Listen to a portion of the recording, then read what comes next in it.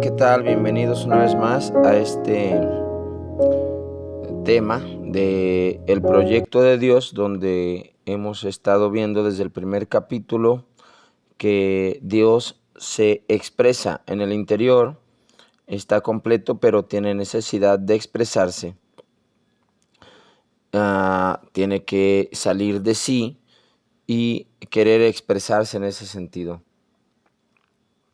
Eso vimos en el primer capítulo. Y en el segundo capítulo vimos cómo en Cristo fue creado todo. El que sale al exterior de Dios es el Verbo que se encarna, y en la figura de Cristo fuimos creados absolutamente todas las cosas, porque en Él somos, nos movemos y existimos. Fuimos creados en Él, por Él y para Él. Entonces, esa es nuestra realidad, estamos en Cristo. Y en el capítulo 3 vimos cómo Dios le deja la responsabilidad a un solo ser, en este caso a Adán. Adán sale de Cristo, claro está, el Catecismo de la Iglesia Católica nos lo dirá, que Adán, que es el primer hombre, en realidad es el segundo, quien proviene del primer hombre que pareciera el segundo, que es Cristo. Y Dios le deja la responsabilidad de la vida divina a Adán, en la cual pues fracasó. Adán fracasa y cae en pecado, y de esta manera perdemos todos. Somos privados de la presencia de Dios, de la unión con Dios, de la relación con Dios. Pero fue porque Dios ha querido responsabilizar a un solo ser.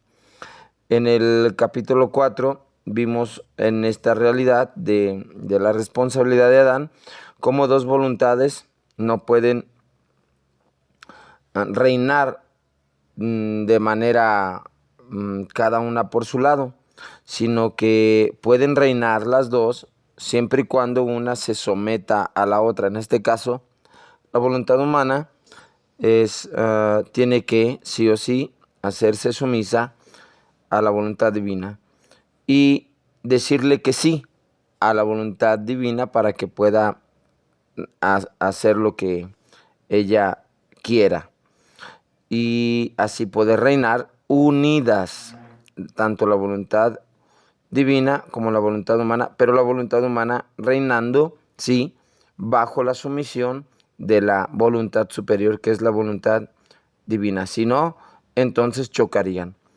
En el capítulo 5 vimos cómo Jesús, al asumirnos, pues más que al asumirnos, porque en Él somos, nos movemos y existimos, por lo tanto, el pecado, que es como un virus, el alma que está en pecado es como un virus que tiene que dañar al cuerpo.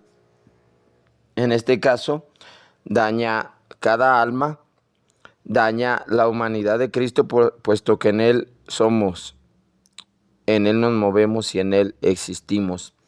Y Jesús sufre claramente las consecuencias de esta realidad. Sí o sí le toca, tiene que hacerse responsable, puesto que tiene que sufrirlo. No puede quitarse esta realidad, Jesús no puede quitarse. En el capítulo 6 vimos la parte de la redención. Esta no basta con sufrirlo, sino que hay que redimirlo, es decir, restaurar todo. No basta con sufrir la consecuencia del pecado, sino que hay que pagar, pero de una manera voluntaria y de una manera redimiente, que pueda encauzar ese dolor de una manera redentora, para que pueda ser transformado, y en este caso lo hace mediante la obediencia, para la obediencia de aceptar esta realidad sin renegar y aceptando que es su responsabilidad. Aunque Él no pecó, sí, es responsable de nuestro pecado como cabeza. Como cabeza Él se pone, se hace responsable, y entonces nos redime obedientemente. En el capítulo 7 vimos, sí, Cristo sufre las consecuencias del pecado del hombre, aunque Él no pecó. Fuimos en Él, en todo igual a Él, excepto en el pecado. pero aquel que no cometió pecado, Dios lo hizo pecado. Y tienen que sufrir las consecuencias y redimir, perdonar, rehacer, restituir otra vez a la humanidad en donde se quedó. Este es el trabajo de Jesucristo. Sin embargo, San Pablo dirá: llevo en mi propia carne lo que le faltó a la cruz de Cristo, y es por justicia. Hay lecturas donde Jesús dice: si por mí hubiera sido, yo hubiera decidido sufrir todas las penas posibles para que la humanidad no sufriera absolutamente nada, pero dijo el Padre: no, por justicia es necesario que las almas sufran un leve. Por lo tanto, el sufrimiento que vivimos es nada, puesto que la Escritura dice: puesto que todos pecaron y están privados de la gracia de Dios. Sin embargo, somos ingratos, porque todo lo que nos pueda suceder, absolutamente todo lo que nos pueda suceder de sufrimiento, no solamente es justo, sino que es muy poco. Y si fuera realmente lo que tendríamos que sufrir, no soportaríamos ni un solo segundo el sufrimiento. Por lo tanto, lo que nos ocurre, lo que le ocurre a la humanidad, es justicia. Y en ese capítulo 7 vimos justicia, misericordia, ¿sí? Y castigo. Es decir, es justo sufrir, pero hay que sufrirlo con paciencia, con amor.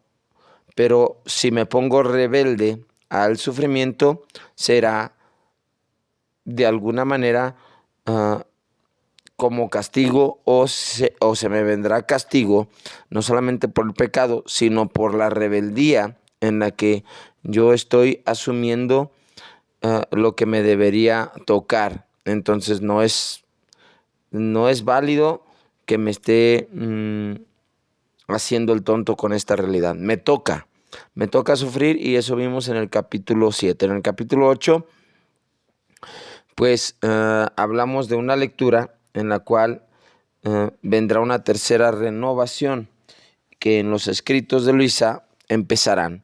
Esta renovación es de alguna manera interior, y no todo el mundo tiene que sufrir. Sin embargo, esta renovación sí será de una manera mundial, de una manera abierta, grande, extraordinaria, cuando será la última renovación. Hablábamos de que dos renovaciones anteriores, cuando en el diluvio, cuando se inundó la tierra, pero ahogando todo el pecado.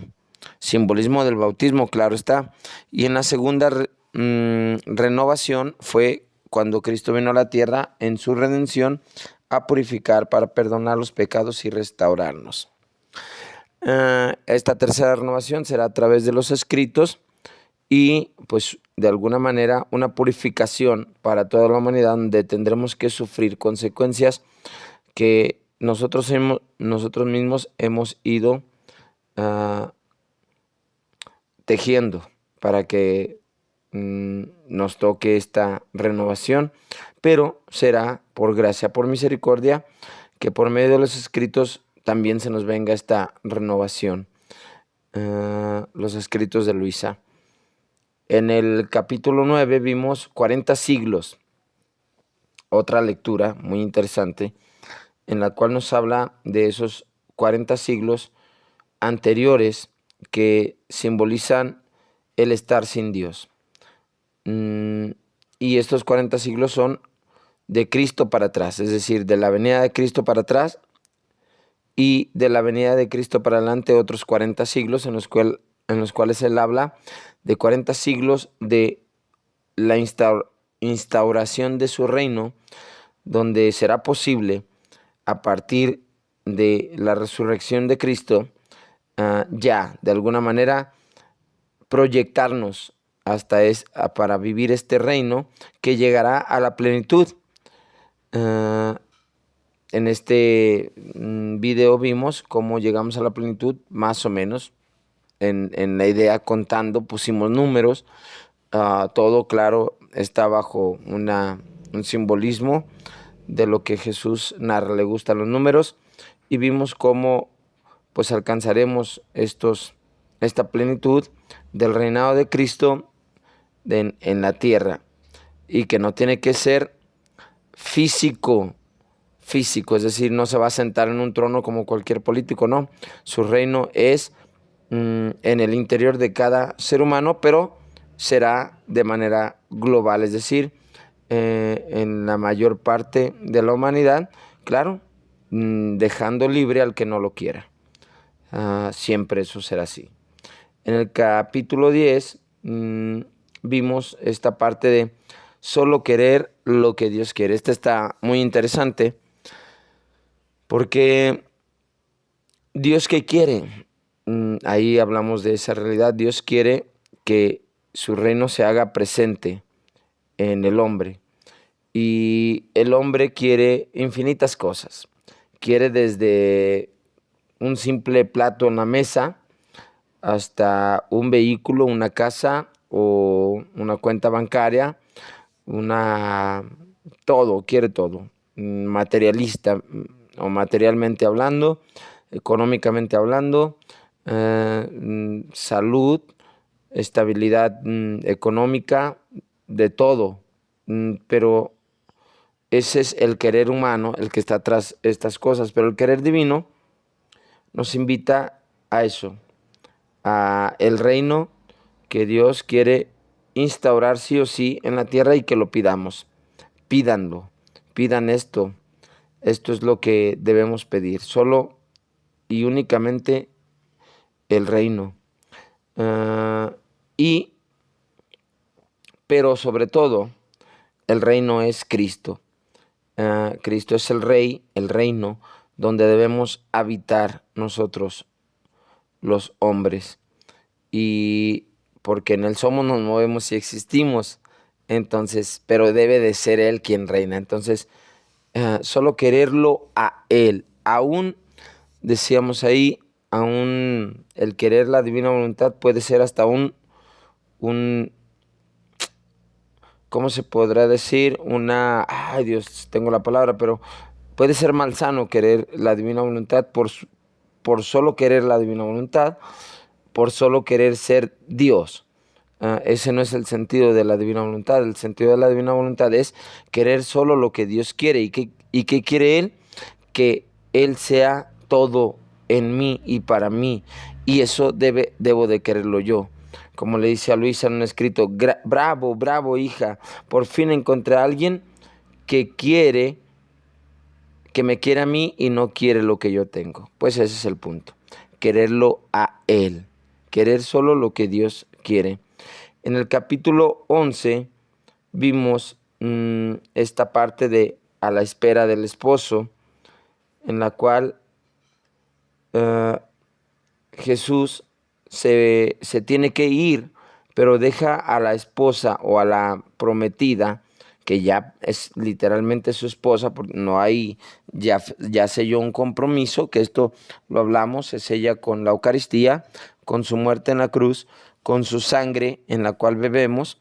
Cada celebración eucarística estamos comprometiéndonos y decimos: sí, te vamos a esperar. Y Él nos va a hacer una casa para que podamos habitar en ella. Y si nos apegamos un poquito más a eso, Jesús será nuestra propia casa donde habitaremos. Y entonces vendrá para desposarnos con Él. Y esto es muy interesante porque sí, se quiere casar con toda la humanidad, así en general, pero con cada uno será el verdadero esposo. Y cada alma, sin hablar en este sentido de sexualidad, porque el espíritu no va a contaminarse con esta realidad, sino que será una entrega matrimonial, pero de alma, de espíritu, para poder penetrar en los misterios del Señor y poseerlo absolutamente todo. Y que la iglesia queda a la espera de esta realidad, en la cual con Luisa ya vimos que sucede. Y pues bien, siempre en la introducción me llevo bastantito tiempo, pero me gusta ver la secuencia de uno por uno de los capítulos. Vayamos a verlos cuando tengan alguna chance, vayan a verlos, disfrútenlos y cómo vamos a encontrar una secuencia muy, muy bonita. Entonces, en este ya hablaremos, como habíamos prometido, de los mensajes más o menos de Garabandal, cómo la Virgen se les apareció. Dicen que la Virgen prácticamente tuvo una segunda vida aquí en la tierra, porque creo fueron más de 2000 apariciones en las cuales ella les reveló grandes cosas. Entre ellos, vamos a hablar de algunas cosas más, pero vimos que en el capítulo anterior, que era importante o que a mí se me hacía importante más o menos visualizar esta realidad de las profecías y de las apariciones de Garabandal, cómo de alguna manera conectan con la divina voluntad y son contemporáneos. De hecho, la divina voluntad es antes, los escritos es antes, pero más o menos son contemporáneos en esta situación sobre el mensaje del cual se da tanto en el uno como en el otro. Y en el 1960 pasaron muchas cosas, muchas cosas en las cuales la iglesia sufrió ¿cómo se podrá decir? El Concilio Vaticano II sufrió, no, pues dentro de esta realidad, el Concilio Vaticano II pues se llevó a cabo y la iglesia tuvo un cambio total, un giro total de 180 grados, de darle la vuelta a las cosas, y vimos cómo la iglesia ha cambiado, cómo ha cambiado muchas cosas que es para bien, y que ha apresurado, por así decir, los tiempos para podernos enfrentar definitivamente al mal. Es cierto que hay mucho mal en el mundo, es cierto que hay, desgraciadamente, por donde quiera se oyen lamentos, madres que lloran, la pérdida de sus hijos, otras madres que les gusta perder a sus hijos y que lo disfrutan, y que otras madres ni siquiera distinguen cuando pueden tener un hijo y cuando no, y por medios anticonceptivos, mal llamados anticonceptivos, pues matan infinidad de posibles seres, no posibles seres, son reales, una vez que ya son concebidos y el Señor infunde su alma en ellos, pues ya son seres que, aunque no conocimos en este mundo, un día los veremos primeramente Dios en el cielo. Tengamos fe de eso, y que esta realidad en el mundo no solamente visible, sino también invisible. Dentro de lo visible, como ya dijimos, todas estas muertes, los hombres de alguna manera nos hemos alejado de Dios. Hay muchos hombres, digo, varones, que nos dedicamos a los vicios o a otro tipo de apetitos carnales y materiales, y nos olvidamos del valor de la familia, nos olvidamos del valor de la religiosidad, del valor de tener una relación con Dios, y nos hemos dedicado a vicios, a placeres, a hacer dinero, a hacer solamente nuestro bienestar emocional, económico, material, placentero, y estamos olvidándonos, yéndonos a la bestialidad, olvidándonos de quiénes somos y qué estamos haciendo en este mundo. Nos hemos olvidado que somos hermanos, nos hemos olvidado que somos una sola cosa, que debemos de cuidarnos, y nos matamos entre sí. Por unos cuantos pesos vendemos a nuestros hermanos, por hacernos ricos, por tener algunas monedas, descuartizamos o matamos, vendemos, traicionamos, vendemos órganos, robamos niños, hacemos infinidad de cosas en las cuales pareciera que esto es una terrible situación en la cual lloramos y nos lamentamos, como dice la oración, en este valle de lágrimas. Pero, pero, ah, se va a oír un poco triste o feo lo que voy a decir, pero el mal está caminando. El mal está caminando y desgraciadamente hay que dejarlo caminar. Dios mismo, dentro de su,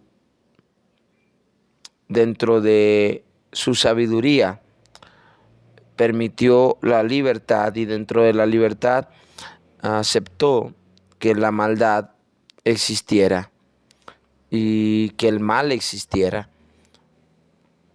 Y desafortunadamente no podemos pararlo, ni Dios ha querido pararlo. Y digo ha querido, no es que no haya podido, Dios puede detener el mal, pero quitaría la libertad automáticamente del hombre y interrumpiría a la realidad del proyecto divino, en la cual la sabiduría infinita requiere, vuelve a lo mismo, que se oye feo, se oye triste, se oye penoso, pero la sabiduría infinita de Dios ha requerido que sea posible, no ha querido el mal. Esto no se puede tocar, Dios no ha querido el mal, pero nuestro entendimiento no es capaz de captar la sabiduría infinita de Dios para poder permitir el mal y el desastre en la humanidad. Y tendremos que quedarnos con esta realidad mientras no veamos las cosas desde la perspectiva de Dios. Si miramos las cosas desde nuestra propia perspectiva, solamente llegará la frustración, el fastidio, la amargura y el dolor sin sentido. Tenemos que elevar nuestra mirada y verla desde como la ve Dios. A fin de cuentas, el que sufrió las consecuencias de toda esta libertad que se le ha dado al hombre, el primero y el más grande ha sido Él.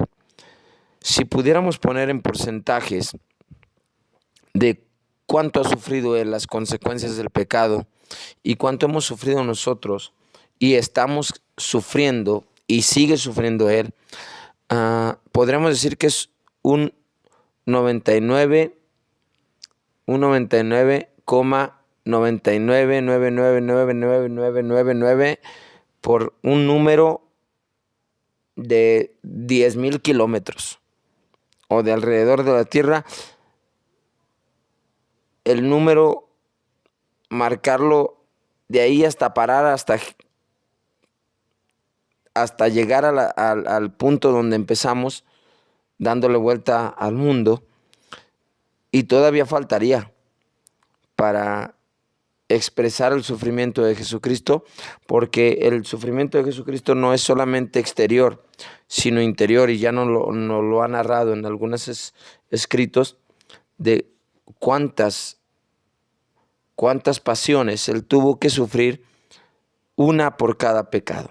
Entonces, y nosotros gozamos el pecado, pero tenemos una consecuencia muy mínima por cada pecado. Si contáramos, como he dicho en otras ocasiones, 1,000,000 de pecados, y ese 1,000,000 de pecados, Jesús tiene que pasar 1,000,000 de pasiones, y todas diferentes, dice el escrito, y cada pasión le causó una terrible muerte, en la cual no murió físicamente, pero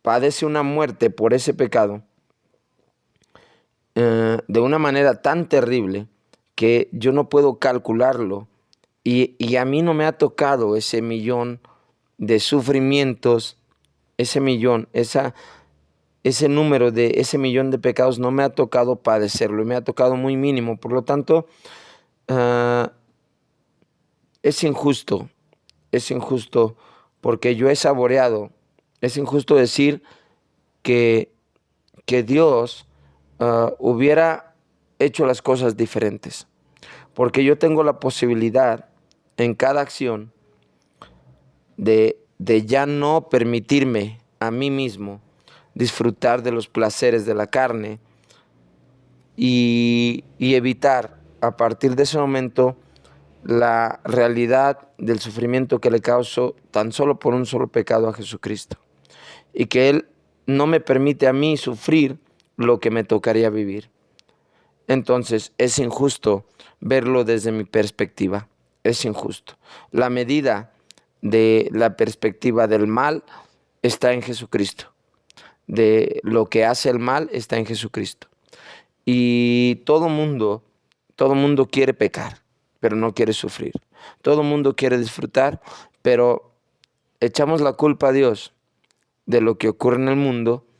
Es cierto, Él permitió todo cuanto existe. Él lo permitió, pudo haberlo no hecho. Sin embargo, si no lo hace como lo hizo, no es Dios. Es simple. Si no, las cosas no se realizan como, como están realizadas, entonces Dios no sería Dios, porque hubiera quitado la libertad al hombre y hubiera decidido hacer las cosas de manera diferente. Y la sabiduría dijo, no, será así, así es y así fue.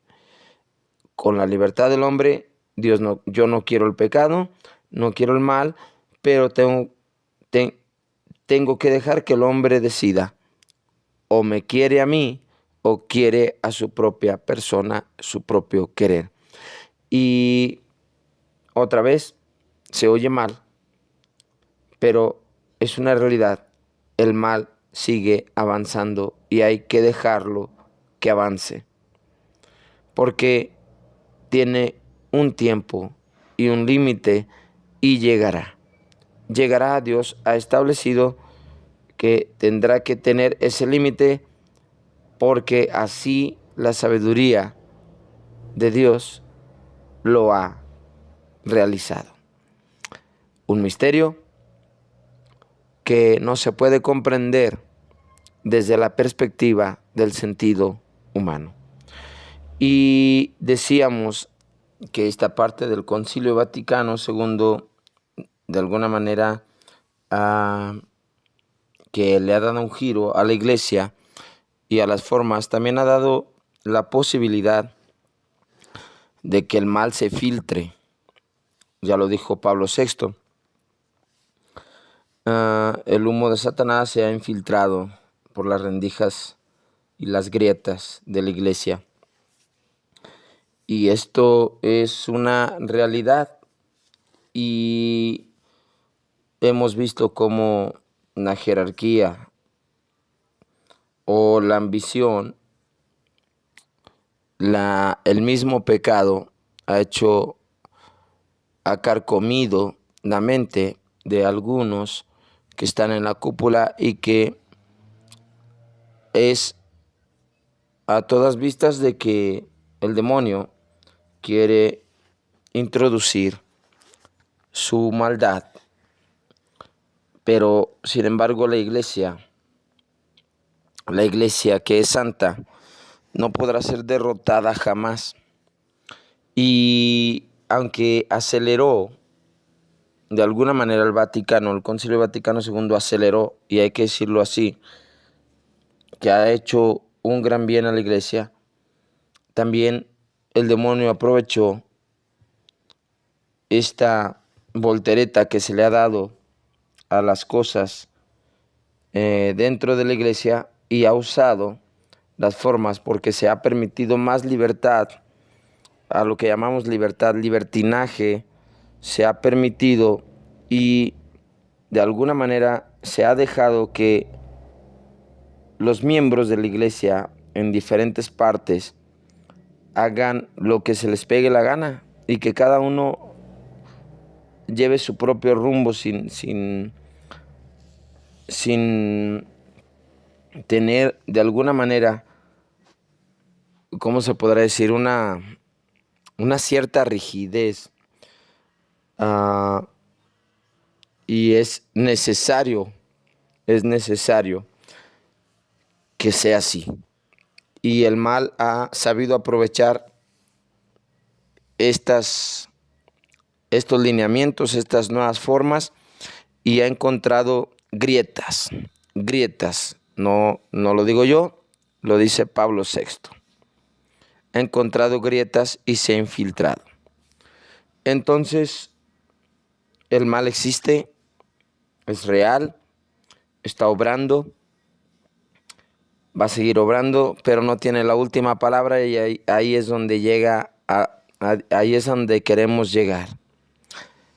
Debemos dejar que el mal haga ruido, que haga lo que quiera y que se deshaga y se desbarate por hacer todo lo posible por destruir. No podrá, por más intentos que haga, no podrá destruir la santidad en la cual Jesucristo con su sangre ha purificado. Le dijo a Pedro: no llames tú impuro lo que yo he purificado. Lo escrito está. Lo dijo Pilato. Y si Pilato dice: lo que yo escribí, no lo cambio, entonces Dios, lo que ha escrito, no se cambia. Si Pilato pudo decir eso, imagínense Dios. Por lo tanto, el mal hará el ruido que quiera, desbaratará, y nuestros pueblos lloran y se lamentan. Pero esto no es eterno, esto es pasajero y debemos soportarlo. Estamos no llamados a aceptarlo y a decir: está bien. No, está muy mal que ocurra, es injusto, es doloroso, y es injusto, lo digo desde el punto de vista desde Dios, no desde el hombre. Todo lo que nos ocurra a nosotros, viles,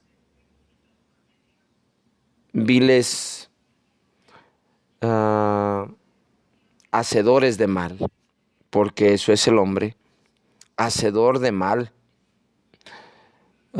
se ha olvidado de su creador, le ha vuelto la cara, le ha escupido la cara y decir: no quiero nada que ver contigo. Y el hombre se ha maldecido a sí mismo haciendo el mal. Entonces, es injusto para Dios, no para nosotros.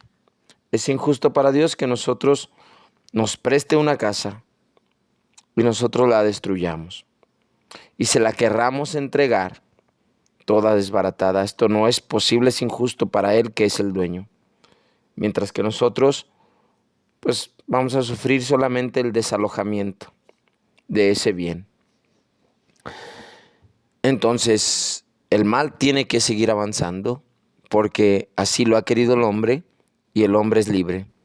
Y Dios debe dejar comer al hombre su propia mierda que ha construido, que ha defecado. El hombre como el hijo pródigo que se va y dice: hubiera deseado comerse las bellotas, pero no se las daban. Entonces, ¿qué comió? ¿Cómo se alimentó? De mierda de cerdo. Es lo mismo.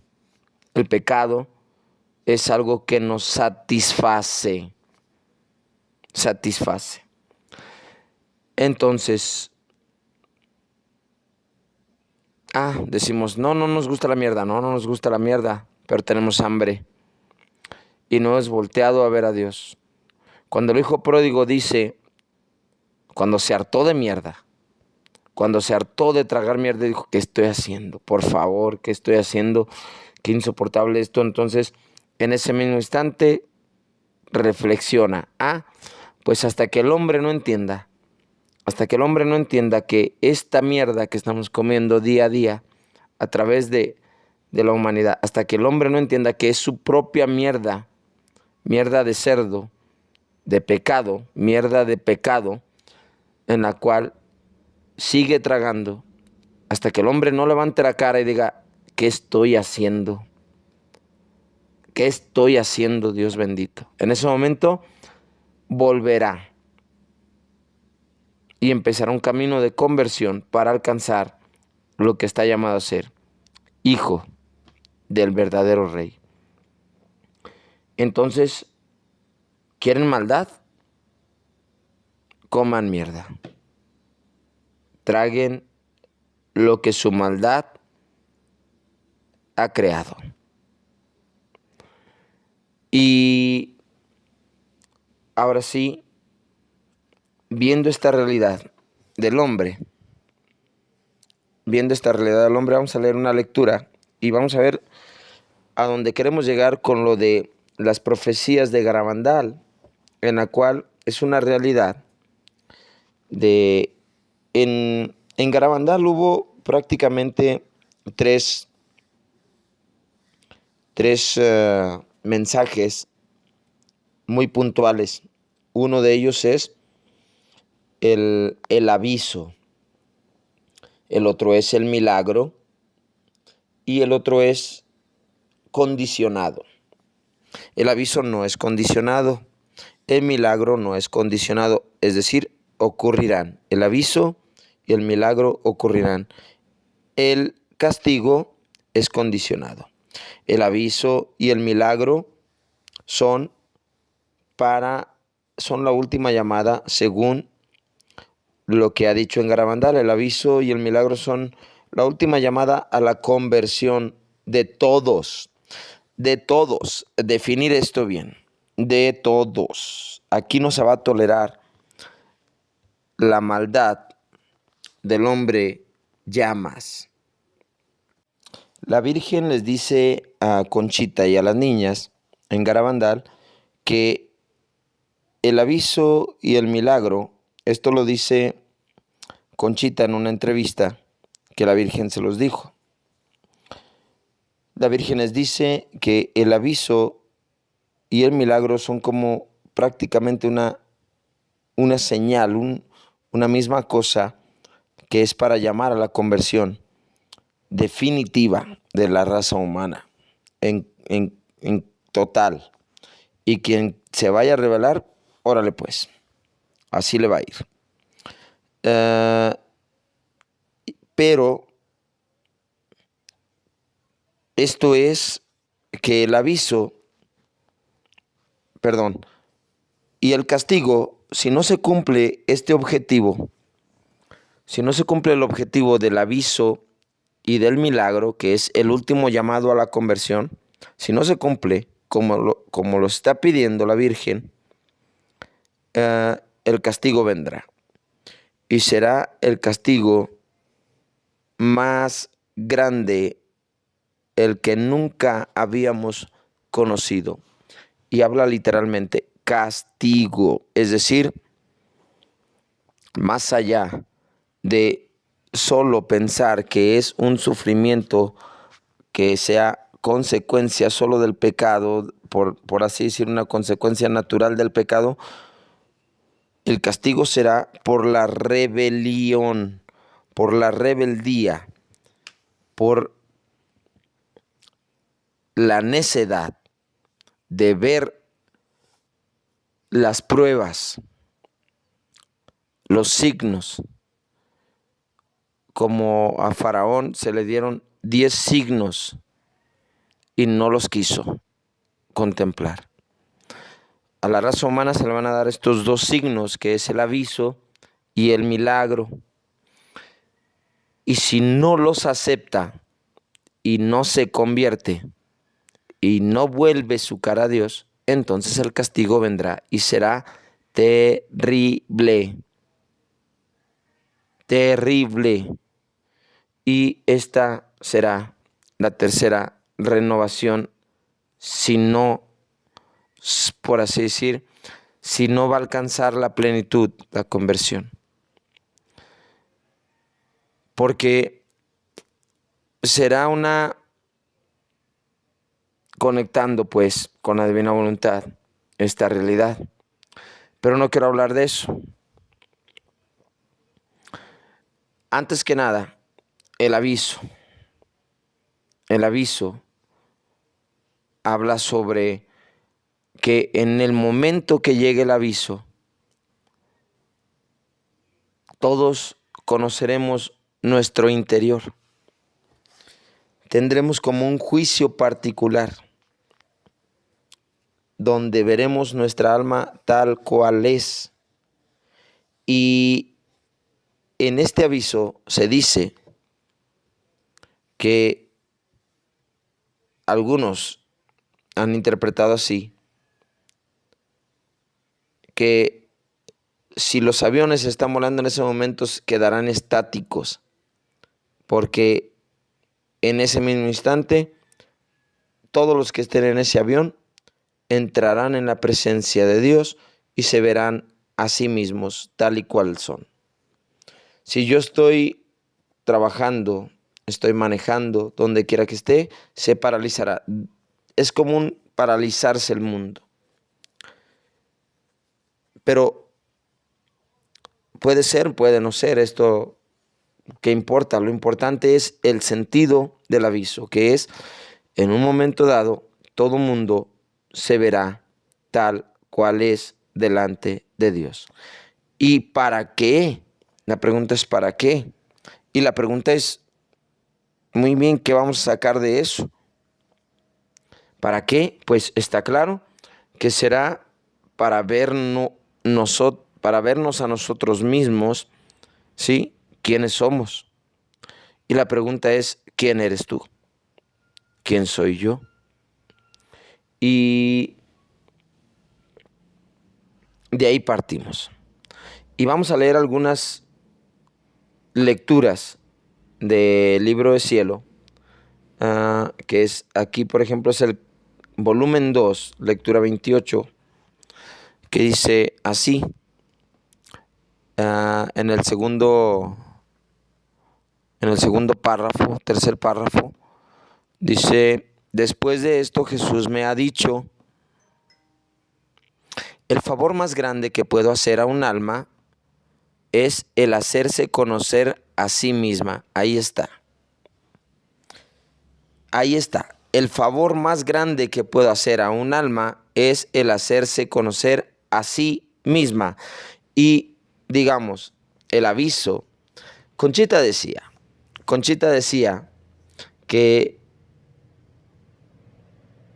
que sus hijos iban a vivir esta realidad, que ella vislumbraba cómo iban a ver esta realidad. Y vamos, Jesús aquí dice que el favor más grande que puedo hacer a un alma es el hacerse conocer a sí misma. Lo mismo del aviso, es lo mismo. Me voy a conocerme tal cual soy. Dice, el conocimiento de sí y el conocimiento de Dios van de la mano, un añadido aquí. Es decir, el conocerme a mí mismo y el conocer a Dios van de la mano. Interesante, porque vamos a ver más, pero es interesante. No solamente basta conocerme a mí, sino que hay que conocer a Dios, y esto es el aviso. ¿Por qué? Porque Dios ha puesto su imagen y semejanza en mí. ¿Cómo puedo conocerme a mí si no conozco a Dios? La realidad es que debo conocer a Dios y de ahí parto para conocerme a mí. Entonces hay como una situación aquí muy interesante. El conocimiento de sí y el conocimiento de Dios van de la mano. Por cuanto te conozcas a ti misma, otro tanto conocerás a Dios. Vámonos. Por cuanto te conozcas a ti misma, otro tanto conocerás a Dios. ¡Wow! ¡Wow! ¡Wow! ¡Wow! ¿Qué es el aviso? ¿Qué es el aviso? conocer a Dios. Si Dios te va a permitir conocerte plenamente a ti, es también conocer a Dios. ¿Qué será? ¿Qué será esto? ¿Será que lo que estás llamado a hacer y no lo has logrado, se conocerá? Lo que estás llamado a hacer y no lo has logrado, eso es lo que conocerás. Porque al ver aquello que no has logrado, al ver aquello, es decir, al ver la divinidad que no has logrado, podrás verte dónde estás y cómo estás y en qué etapa vas y qué es lo poco que has logrado, porque alcanzarás a ver el extremo de la realidad, de la belleza, y entonces podrás conocer tu otro extremo. Y sigue. El alma que se ha conocido así, viendo que por sí misma no puede obrar nada de bien, vámonos.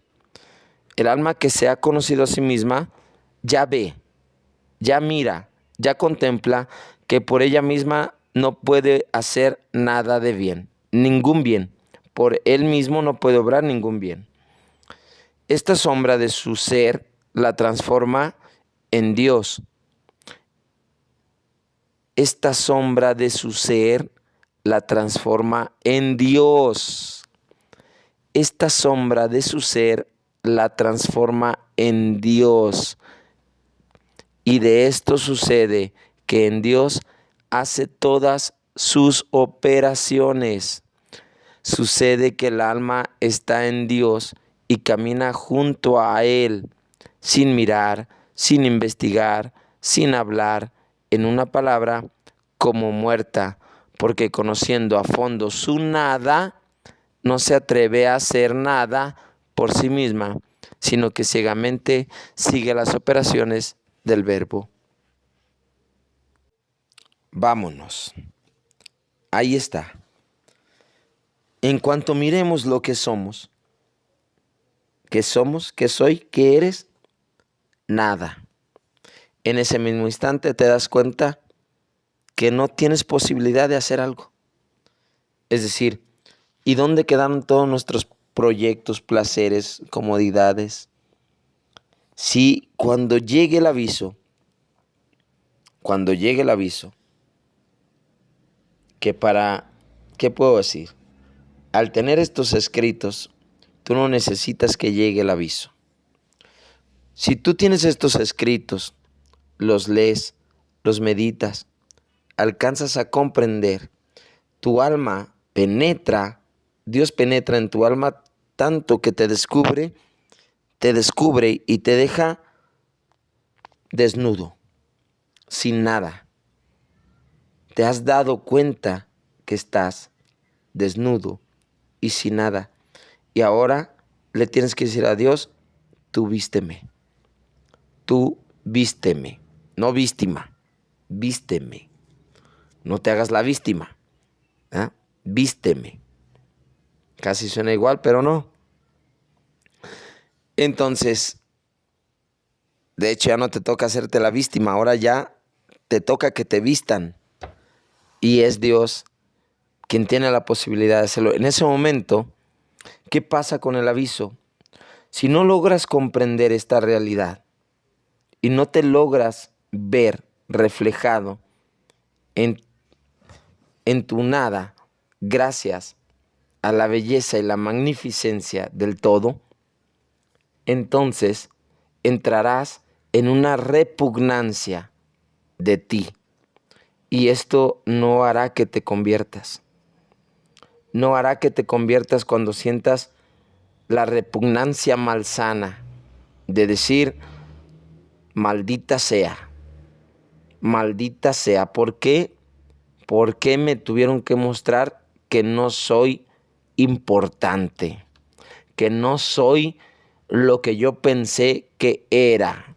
Que mis logros, mis planes, mis proyectos, sí, no son más que puro humo, puro mal que yo he dejado penetrar en mi persona para que me carcoma.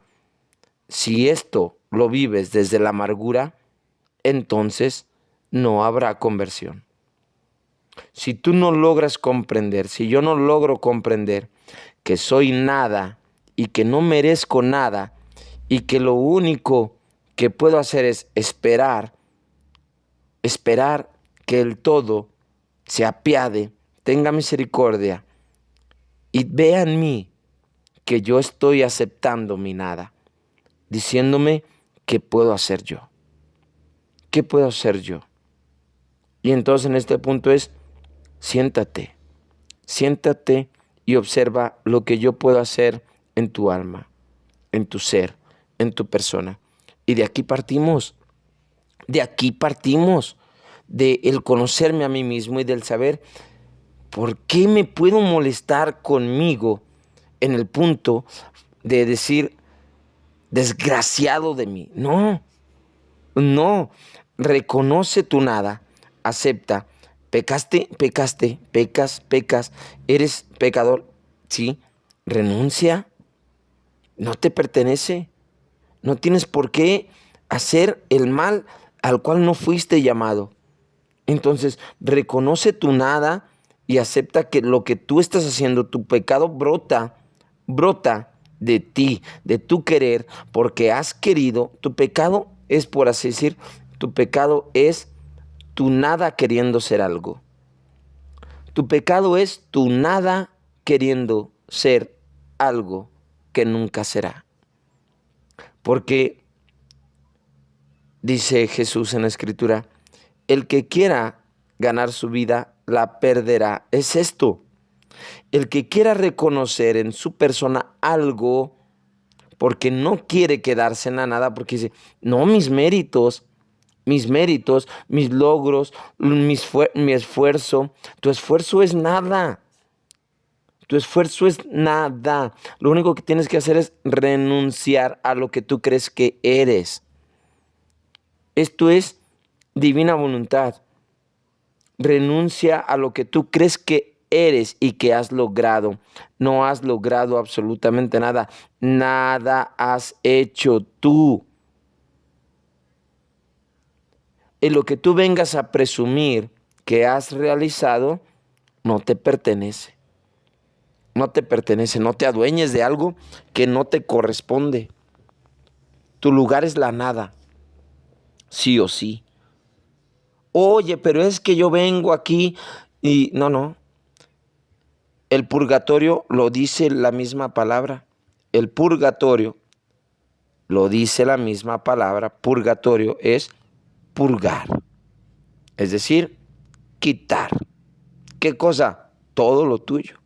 Te tendrás que quedar en la nada. ¿Pero qué es la nada? En la nada. ¿Pero cómo que la nada? ¿No puedo meterme con algo? No. Al cielo no vas a entrar absolutamente con nada tuyo. Tú eres nada. Si vas a pasar al cielo, tendrás que pasar con lo que es divino. Divino. Divino. Solo Dios puede hacerte pasar. Solo Dios puede hacerte pasar ese trámite. Oye, pero es que tengo tantos méritos. No. San Pablo dirá, no lo merecieron por sus obras. Es cierto, Santiago dirá, oye, pero muéstrame tus obras y entonces me mostrarás tu fe, ¿sí? ¿De acuerdo? Pero la fe obra y no yo, yo no. La fe es la que está obrando y la fe es Dios. Es Dios quien obra, por lo tanto son sus obras y son sus obras las que van a salir adelante, no mías.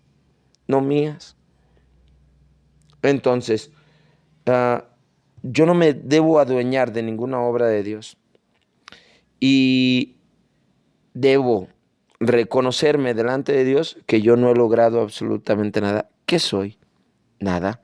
Dijo aquel fariseo, gracias te doy porque yo sí ayuno, sí doy limosna. Ya hiciste obras, perfecto. Son tuyas. Fuera de aquí. Son tuyas. Tus obras, fuera de aquí. Y al otro, no, pues yo no puedo, yo no tengo, yo no hice, yo no. Muy bien, a ti sí te puedo llenar. Porque donde hay algo del hombre, Dios no entra. Dios es el todo y Dios o cabe todo o no entra. Y solamente puede caber el todo en la nada. Entonces debo de aceptar que todo lo que yo he hecho hasta el día de hoy, no tiene sentido. Es decir, no tiene mérito, no debo renunciar absolutamente a todo lo que yo he hecho, lo que yo creí que me pertenecía. Cuando te mueras, ¿qué te vas a llevar? Ni un puño de tierra, dice la canción. ¿Por qué? Porque nada te pertenece. Todo lo que obtienes aquí en este mundo es solamente para que vivas aquí. Renuncia, desapégate. Y si no, entonces serás purgado. Se te quitará absolutamente todo, hasta el último centavo, dice la Escritura. Y bueno, vamos a ver aquí esta lectura que todavía más lo reconfirma, que es del volumen 3, la lectura 87 en el párrafo 2, que dice: Hija mía, lo que quiero de ti es que no te reconozcas más en ti misma. No te busques. Bueno, ese no te busques es un añadido mío. Sino que te reconozcas solamente en mí. Ahí está. Búscate en Dios. Reconócete en Jesús. Búscate ahí. Si logras verte en la persona de Jesús, ya lo lograste. Si no logras verte en la persona de Jesús, ¿y Jesús en quién? En Jesús, el sufriente y el triunfante. ¿Sí? Jesús que hizo todo. Y una vez que veas la vida de Jesús, vas a contemplar la tuya. Así que de ti no te recordarás más. Vámonos. Ni tendrás más reconocimiento de ti. Es decir, ya olvídate de ti, ya no existes en ese punto. O sea, pero es que yo, y es que mis planes, y es que mis ideales, y es que lo que tú quieres, olvídate. Si tú sigues con tus cosas, eres tú, fuera de mí, quien está buscándose a sí mismo. Olvídate, por favor, de ti y deja de buscarte a ti. Deja de buscar tu lástima, deja de buscar tu querer, deja de buscar tu sentimiento, deja de buscar tus planes, deja de buscar tu ideal, deja de buscarte a ti, deja de buscarte ya y reconócete en mí. Dice, sino te recordarás de mí y desconociéndote, vámonos, a ti misma, adquirirás solo mi reconocimiento. Ok, ¿qué está diciendo? ¿Jesús me reconoce a mí? No, porque yo no me desconozco a mí mismo. No me reconoce. ¿Qué dice? Apartados de mí, no te conozco. Apartados de mí, no os conozco. ¿Por qué? Porque me busco a mí y no me desconozco a mí. No me puedo encontrar. Y Dios no me puede encontrar. No me puede reconocer. Si me desconozco, entonces Dios me reconocerá. Y a medida que te olvides y te destruyas, y aquí hay un punto, te destruyas a ti misma. Es decir, a ver, Jesús me está dando la posibilidad, no dice me dejes destruirte, te destruyas a ti misma. Es tu querer, fíjate bien, es tu querer, es mi propio querer el que debe querer ser destruido. Dice Jesús en la pasión, dice, no se equivoquen, no se equivoquen, nadie me quita a mí la vida, soy yo el que la entrega. A ver, Jesús quiso ser destruido, Jesús quiso ser destruido. Él buscó su propia destrucción. ¿La buscó? No, a ver, y que no se malentienda. No es que él diga, ay, yo quiero ser destruido. No, no, no. Gracias al pecado que habita en él, no por él, sino por nosotros. Gracias al pecado que habita en él, por nosotros, él quiere ser destruido. Es decir, yo ya no quiero esto, yo no quiero esto, yo quiero llegar al punto donde mi voluntad le diga a la voluntad divina que no se haga mi querer, que no se haga lo que yo quiero, sino que se haga lo que tú quieres. Me destruyo, no más. Entonces, destrúyete, es el punto. Jesús está invitando a que te destruyas.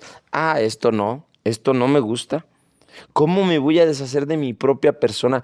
¿Cómo voy a renunciar a lo que yo quiero, a mis ideales, a mis planes, a mis proyectos, a mis pensamientos, a mis miedos, a mis principios, a mis valores, a lo que yo conozco de Dios, a lo antiguo? El vino nuevo no entra en odres viejos, revienta. Si esto, si no somos capaces de aceptar esta realidad y seguimos con nuestro propio criterio, no estoy destruyéndome, ni estoy buscando a Dios. Estoy buscándome a mí mismo. Estoy buscando lo que me hace placer, lo que me hace sentir comodidad, lo que me hace sentir paz según mi criterio. ¿Sí? Porque yo confío en que esto me va a funcionar. Yo confío en que esto me va a hacer bien. Yo confío en que este camino que yo estoy llevando es el correcto. Y ahí es donde voy a caer en la necedad. Debo aceptar y renunciar absolutamente a toda mi persona para poder aceptar la de Jesús. Increíble, pero cierto. Y sigue la lectura, dice, cuando hayas hecho esto, o sea, destruirte a ti misma, destruirte a ti mismo, cuando hayas hecho, ¿sí? Esto es de decisión, esto es de decisión. Tengo que tomar la firme decisión. Cuando hayas hecho esto, no más pensarás con tu mente. ¿Y cómo le hago? Destrúyete. No más pensarás con tu mente, sino con la mía. No mirarás con tus ojos, no más hablarás con tu boca, ni palpitarás con tu corazón, ni obrarás con tus manos, ni caminarás con tus pies, sino todo con lo mío, porque para reconocerse solamente en Dios, el alma tiene necesidad de ir a su origen y regresar a su principio, Dios. Esto es, de donde salió, y que se uniforme toda sí misma a su creador. Vámonos. Ya no caminarás con tus pies ni mirarás con tus ojos. Serán los ojos de Jesús, serán los pies de Jesús. Por lo tanto, es Jesús quien camina, Jesús quien ve. Ya no se trata de hablarle hacia el exterior. Oye Jesús esto, oye Jesús lo otro.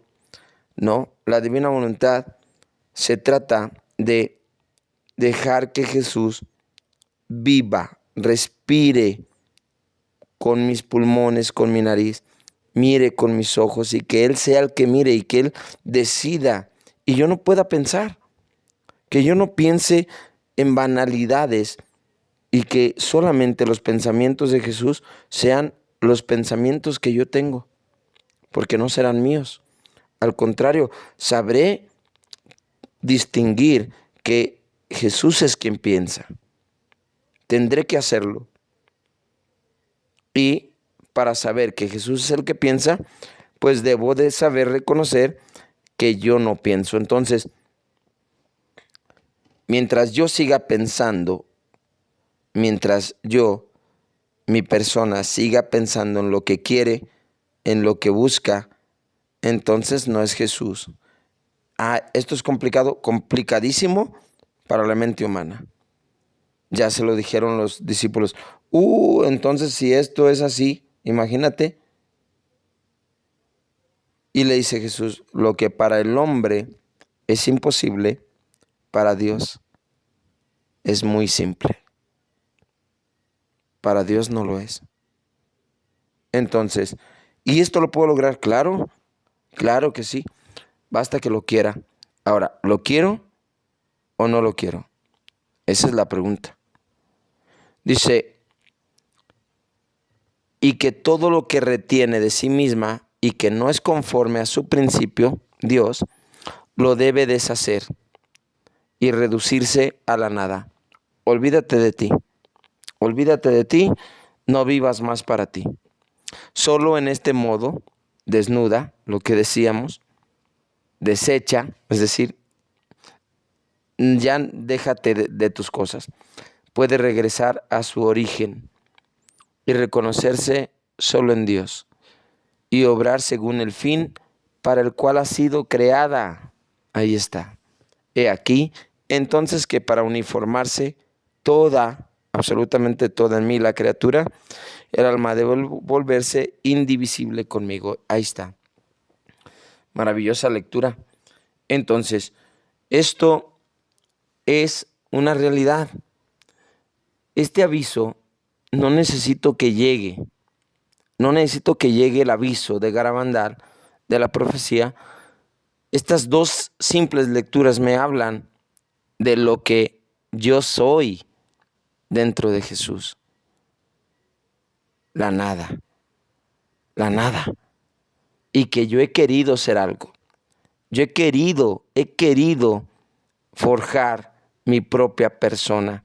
Y esto va en contra del, de la voluntad divina. ¿Cómo le hago?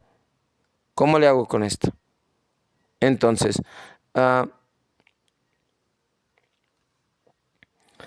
debo renunciar absolutamente a todo si quiero alcanzar la plenitud. Y este es el proyecto de Dios.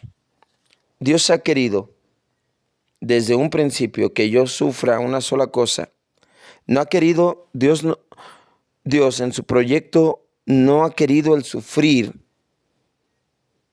Ha querido un sufrir para el hombre, pero no ha querido el sufrir del mal. No ha querido el sufrir del mal, sino el sufrir que proviene del bien. Dios ha querido para el hombre el sufrir que proviene del bien y no del mal. Hay dos clases de sufrimientos, uno que proviene del mal y uno que proviene del bien. Y el que viene del mal no es querido por Dios, como lo hemos visto, como lo hemos dicho. Todo este desorden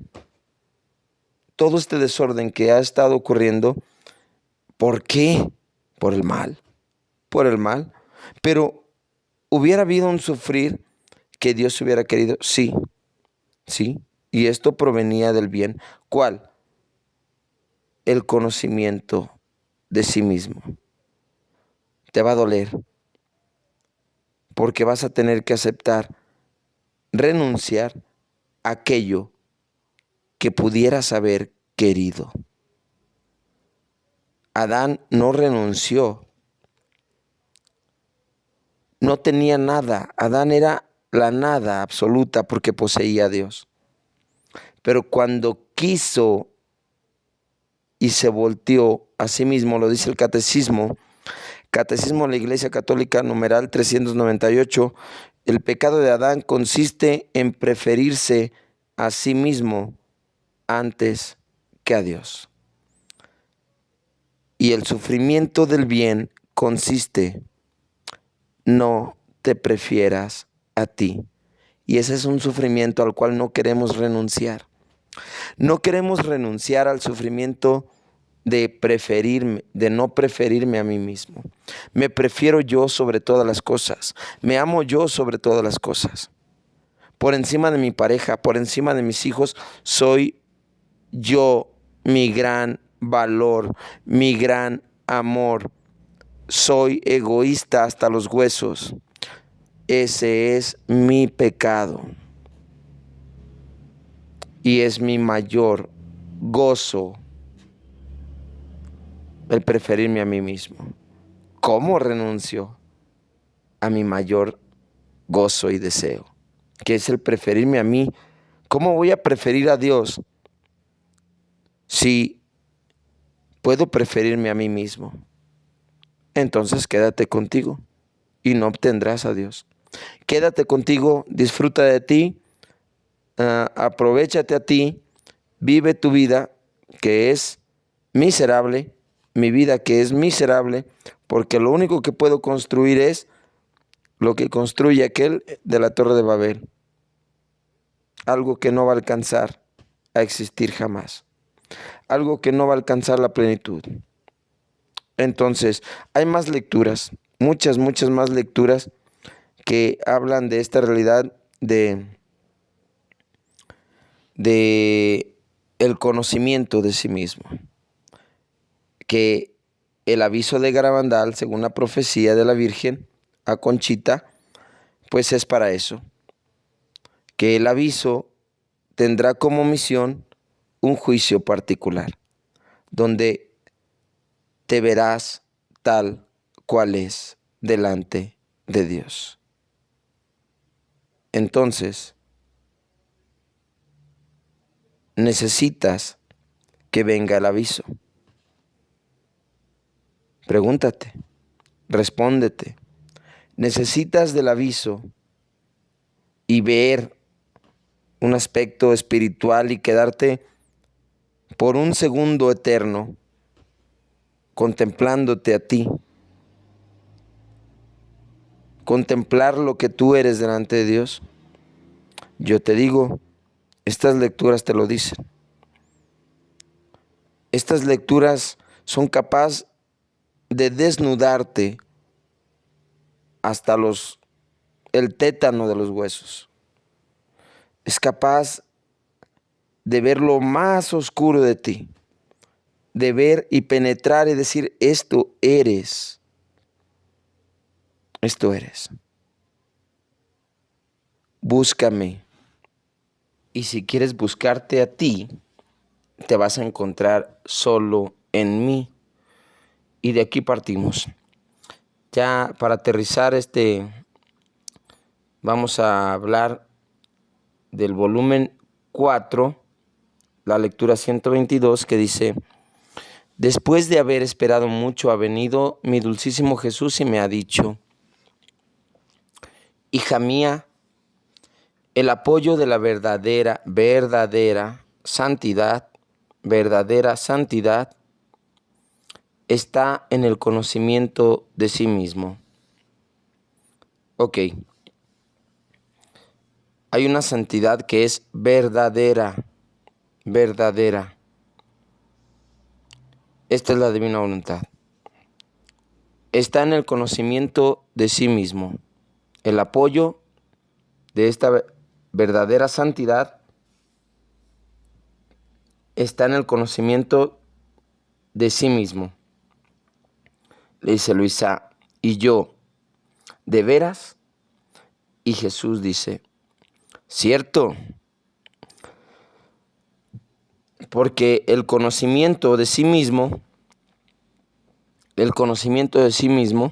deshace a sí mismo. O sea, si yo conozco lo que soy, voy a sentir una repugnancia, como dije, puedo sentirla para bien o para mal. Si la experimento para bien, este conocimiento de mí mismo me va a dar una cierta repugnancia y rechazo hacia lo que yo he buscado por siempre. Y en ese mismo instante, cuando empiece a rechazar lo que yo he buscado por siempre, en ese momento voy a empezar a deshacerme a mí mismo, así se, porque el conocimiento de sí mismo deshace a sí mismo y se apoya todo en el conocimiento que adquiere de Dios. Ahí está. Ahora ya no confío en lo que yo creo. Ahora ya no confío en lo que yo he experimentado, en lo que yo he vivido. Ya no confío en mis manos, en mis pies, en mis ojos, en mis sentidos. Ya no confío en lo que yo haya visto. Ya no confío en lo que yo crea. No. Confío ahora de una manera en Dios, porque ahí puedo absorber el conocimiento que adquiere de Dios. Y en este caso, los escritos de Luisa Picarreta, Jesús le dice en un libro, le dice, busca donde quieras y todo lo que te he hecho aquí no lo encontrarás en ningún otro lugar, en ningún libro. Entonces el conocimiento de Dios, aunque nos cueste, está dentro de estos escritos de Luisa Picarreta, el conocimiento expresado literalmente de Dios. Lo podemos conocer aquí a través de estos escritos. De modo que su obrar es el mismo obrar divino. Ya dijimos que mis pies serán los pies de Jesús. Y si Jesús hace una obra en mi persona, esa obra es divina y esa obra se vuelve eterna y esa obra eterna me pertenece, es mía.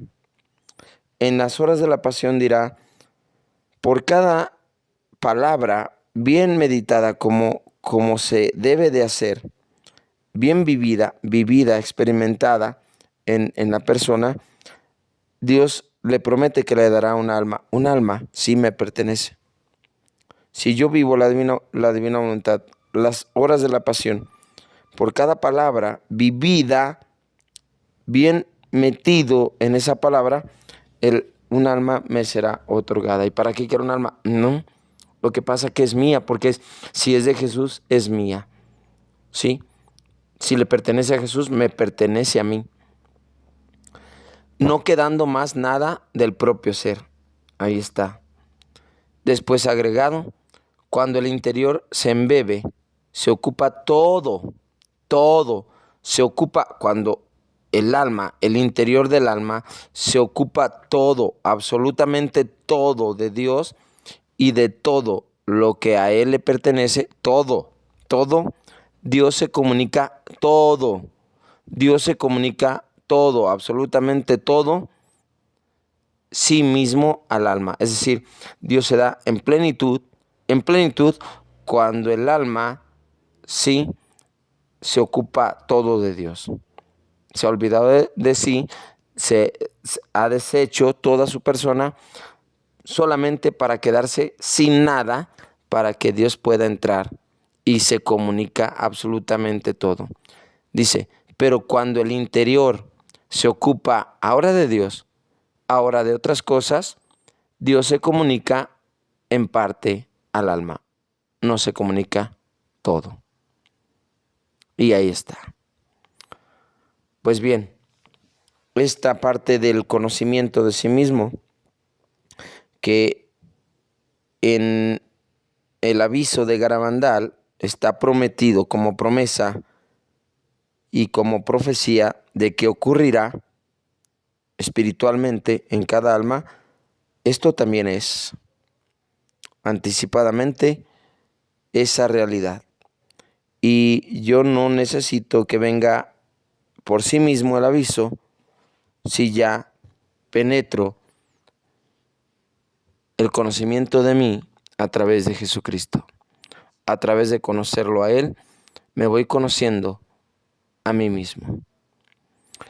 Y estoy viviendo anticipadamente el aviso que Garabandal, la Virgen, le dijo a Conchita que ocurriría.